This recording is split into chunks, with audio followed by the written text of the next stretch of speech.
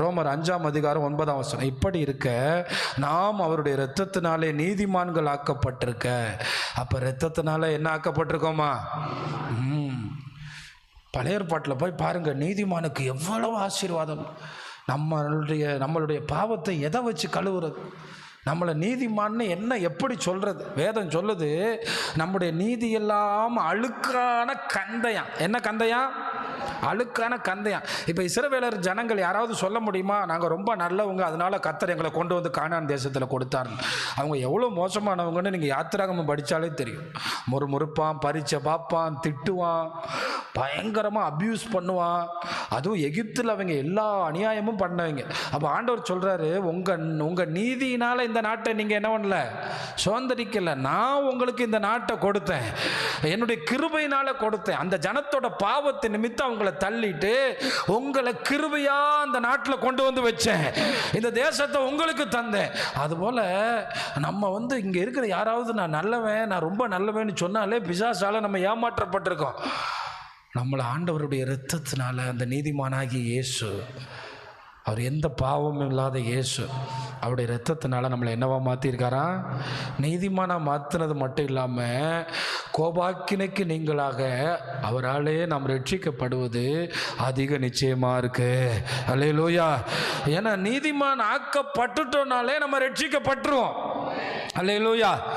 உங்களுக்கு ஒரு வார்த்தை சொல்லவா? எவர்களை முன் குறித்தாரோ அவர்களை தான் அழைத்தார். எவர்களை அழைத்தாரோ, அப்போ இந்த இடத்துல வர்றவங்களை அழைக்கிறதுக்கு முன்னாடி என்ன செஞ்சிட்டாரு? முன் குறிச்சிட்டார். அப்போ முன் குறித்த பிறகு அழைக்கிறார். எதுதான் முதல்ல நடந்தது? அழைக்கப்பட்டதா முன் குறிக்கப்பட்டதா? அப்போ நீங்கள் யாரும் இங்கே சும்மா உட்கார்ந்துருக்கீங்களா? உங்களெல்லாம் என்ன பண்ணிட்டாரு? ஆனால் எதுக்காக முன்குறிச்சார் தெரியுமா? நீதிமான்கள் ஆக்குறதுக்காகத்தான். எதுக்காக நீதிமான்கள் ஆக்குறாரு தெரியுமா? நீங்கள் நியாய தீர்ப்பில் கோபாக்கினைக்கு உங்கள் மேலே வராது. அல்லேலூயா. அப்போ நீங்கள் கோபாக்கினைக்கு தப்புவிக்கப்பட்டவங்க, நீங்கள் நியாய தீர்ப்புக்கு தப்புவிக்கப்பட்டவங்க, நீங்கள் நரகத்துக்கு தப்புவிக்கப்பட்டவங்க. அப்போ ஆண்டவர் உங்களை முன்குறிச்சது நீதிமான்களாக மாற்றுறதுக்கு. எப்படி மாற்றினார்? அவருடைய திரு இரத்தத்தினால நம்ம சகல பாவங்களையும் கழுவிட்டாரு. கையை தட்டுங்களேன். ஹல்லேலூயா, ஹல்லேலூயா. அதனால தான் முதல்ல இயேசுவின் இரத்தத்தினால சொந்தக்காரங்களாக மாறிட்டோம். இப்போ நம்ம என்ன, நான் உங்களுக்கு ஒன்று சொல்லவா, நம்ம என்ன தான் ஒருத்தர் இருந்தாலும் நம்ம பிள்ளைக்கு பசின உடனே நமக்கு உள்ளே இருந்து ஒன்று துடிக்குது. நம்ம பிள்ளையினுடைய தேவைன்னு தெரிஞ்ச உடனே நம்ம பிள்ளைக்கு இந்த தேவையை செய்ய முடியலையே, அதுக்கு பேர் தானே சொந்தம், அதுக்கு பேர் தானே ரத்தம். உங்களுக்கு ஒரு பிரச்சனைனா பரலோகம் துடிக்கும், உங்களுக்கு ஒரு கஷ்டம்னா பரலோகம் நிற்கும், உங்களுக்கு ஒரு பிரச்சனைனா பரலோகம் செயல்படும். இதை நீங்கள் புரிஞ்சுக்கிறோம். ஏன்னா நீங்கள் ரத்தத்தினால சொந்தமாக்கப்பட்டீங்க. அதே மாதிரி உங்களை ஆண்டவர் கோபாக்கினுக்கு விலக்கி நீக்கிறதுக்காகத்தான் அவருடைய ரத்தத்தினால உங்களை என்னவா மாற்றிருக்காரு? கர்த்தர் நீதிமான் ஆக்கினவனை குற்றப்படுத்துறவன் யார்? ஏன்னா உங்களை யார் நீதிமானாக மாற்றிருக்கா? அவருடைய இரத்தத்தினால நம்ம என்ன ஆகியிருக்கோம்? ரோமர் 4:25 பாருங்கள். ரோமர் 4:25 ஆமாம், அவர் நம்முடைய பாவங்களுக்காக ஒப்பு கொடுக்கப்பட்டோம். எதுக்காக ஒப்பு கொடுக்கப்பட்டாரா? ஒருவேளை ஆண்டவர் எழும்பாமல் போயிருந்தா அப்படி இல்லை. அந்த வசனம் அழகாக சொல்லுது, நாம் நீதிமான்கள் ஆக்கப்படுவதற்காக இயேசு உயிரோடு எழும்பினார். அல்லேலூயா. அப்போ நம்ம ஆராதிக்கிற தெய்வம் உயிரோடு எழும்பி நம்மை நீதிமான்கள் ஆக்கி இருக்கிறார். அப்ப நாமும் ஆண்டவருடைய இரத்தத்தினால கழுவப்பட்டு நம்முடைய வாழ்க்கையில ஓடும்போது நாமும் எழுப்பப்படுவோம். அப்ப இங்க பாருங்க, அழகா எழுதியிருக்கார் வசனத்தை. பரிசுத்த ஆவியானவர் பாவங்களுக்காக ஒப்பு கொடுக்கப்பட்டார், எங்களை நீதிமான்கள் ஆக்குவதற்காக என்ன செய்யறாரு? அதனால ஆர்சிக்காரங்க சொல்ற மாதிரி கன்னிமரியாலே எங்களுக்கு வேண்டிக் கொள்ளும், அந்தோனியாரே எங்களுக்கு வேண்டிக் கொள்ளும் இல்லை, இயேசுநாதர் ஒருவர் எங்களை நீதிமான்கள் ஆக்குவதற்காக பரிந்து பேசி கொண்டிருக்கிறார். அல்லேலூயா. அவர் எழும்பி இப்ப என்ன செஞ்சுக்கிட்டு இருக்காருன்னா எங்களை நீதிமான்கள் ஆக்கி கொண்டே இருக்கிறார். கையை தட்டுங்களேன். அல்லேலூயா. 2 வேலை செய்வார். எப்படி நீதிமான்கள் ஆக்குறாருன்னு ஒன்று சொல்கிறேன். பிதா கிட்ட சொல்லுவார், அந்த மகன் தப்பு செஞ்சிட்டாருன்னு உங்கள் நீதியில் கோவப்பட்டுறாதீங்க, அந்த மகளுக்காக நான் ரத்தம் சிந்தியிருக்கேன்ல, ஒரு தடவை பொறுத்துக்கிறங்க. என்ன செய்வார்? ஒரு தடவை பொறுத்துக்கிறங்க. அப்போ பிதா கேட்பார், எத்தனை தடவைப்பா பொறுக்கிறது? அப்போ இங்கே ஆண்டவர் பரிந்து பேசிகிட்டே இருக்கார், நமக்காக பரிந்து பேசிகிட்டே இருக்காரா. ஆண்டவர் மேலே பரிந்து பேசிட்டு சபை ஊழியக்காரன் மூலமாக உங்கள் குறைய சொல்லி கொடுப்பாரு. சொல்லி கொடுத்து நீ இப்போ திருந்திரு, உனக்காக என் பிதாட்ட பல தடவை என்ன பேசிட்டேன், இப்போ நான் ஊழியக்காரன் மூலமாக குறைய சொல்லி கொடுக்குறேன், நீ கேட்டு என் ரத்தத்தினால கழுவப்பட்டு இப்போ ஓடையாவது நீ நீதிமானா மாறிடு. அப்போ அங்கே பரிந்து பேசுகிறாரு, இங்கே நம்ம கூட பேசி எச்சரிக்கிறார். அங்கே பரிந்து பேசுகிறாரு, இங்கே நம்மளுக்கு குறைய சொல்லி கொடுக்குறாரு. ஏன்னா அவர் எழுப்பப்பட்டதே நம்மளை நீதிமான் ஆக்குறதுக்காகத்தான். அவர் மரிச்சது நம்ம பாவங்களுக்காக, நம்ம செய்ய போகிற பாவங்களுக்காக, நம்ம செஞ்ச பாவங்களுக்காக. ஆனால் அவர் உயிரோட எழும்புனது நம்மளை நீதிமான். 5ஆம் அதிகாரம் 19ஆம் வசனம் பாருங்க, 5:19 பாருங்க.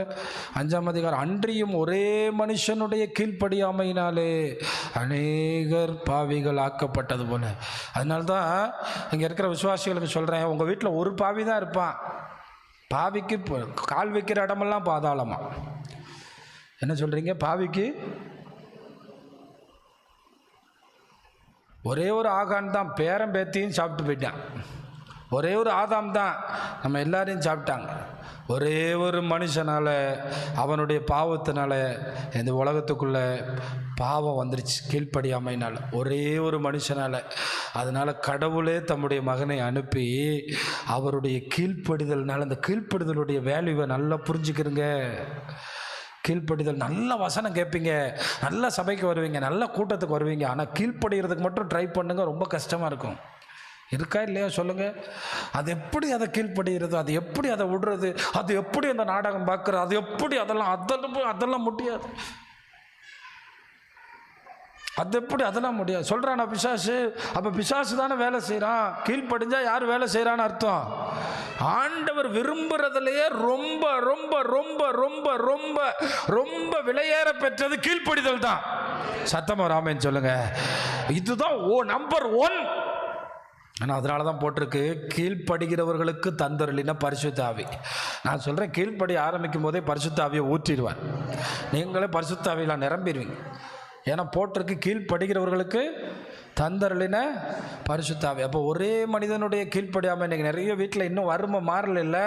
அந்த ஒரே மாதிரி மனிதனுடைய கீழ்ப்படியாமல் இன்னும் அங்கே என்ன பண்ணிகிட்டு இருக்கு, கிரியை செஞ்சுக்கிட்டு இருக்கு.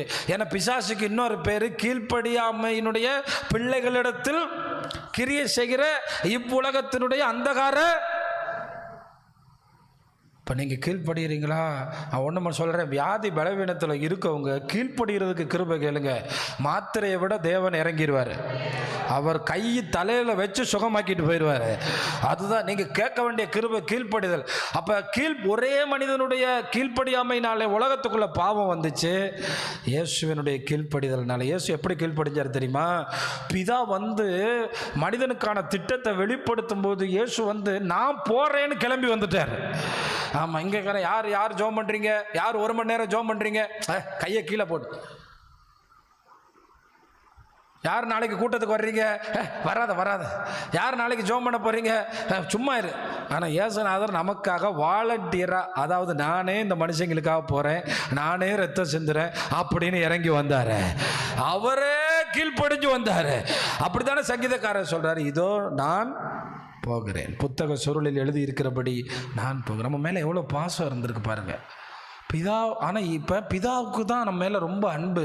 அப்போ பிதா இந்த திட்டத்தை வெளிப்படுத்தும் போது இயேசுநாதர் பிதாவுக்கு கீழ்ப்படுகிற அந்த நீதியை செய்கிறதுனால நம்ம நீதிமானாக மாறணும். அதனால தான் இந்த நல்லா புரிஞ்சுக்கிறணும். நம்மளை முன்குறித்து அழைச்சி நம்மளை நீதிமான்கள் ஆக்கி அத்தோடு நிறுத்திடுவாரா, மகிமைப்படுத்துவார். அப்போ இங்கே பார்த்தீங்களா, முன்குறித்தல், அழைத்தல், நீதிமான்கள் ஆக்குதல், அதுதான் கிறிஸ்தவ வாழ்க்கை. கையை தட்டி கர்த்தரை மகிமைப்படுத்துங்களேன். அல்லேலூயா. ஆமாம்.